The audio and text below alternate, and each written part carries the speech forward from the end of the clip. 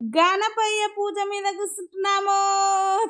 చాలా సంతోషంగా ఉందబ్బా. అనుకోకుండా ఆ గణపయ్య పూజ మీద కూర్చునే అదృష్టం ఈరోజు మాకు దక్కిందబ్బా. అంటారు కదా, మనం ఏది చేయాలనుకున్న దేవుడి ఆశీస్సులు ఉండాలని. అలా అనిపించిందబ్బా నాకైతే ఈరోజు. ఇక ఆ గణపయ్య కోసం అయితే ప్రసాదాలు నేను ఉడకబెట్టిన శనగలు, చింతపండు పులిహార, సగ్గుబియ్యం సేమియా పాయసం గణపయ్య కోసం నేను చేశానబ్బా ఈరోజు.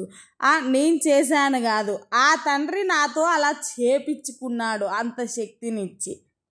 ఇక పూజ కోసం అన్నీ రెడీ అయ్యాయబ్బా. ఇక పూజ కాడికైతే వెళ్తున్నాము. చూశారు కదా నా బొజ్జ గణపయ్య ఎంత ముద్దుగా ఉన్నాడో కదా. ఓకే ఫ్రెండ్స్, మీరు కూడా గణపయ్య దర్శనం చేసుకోండి.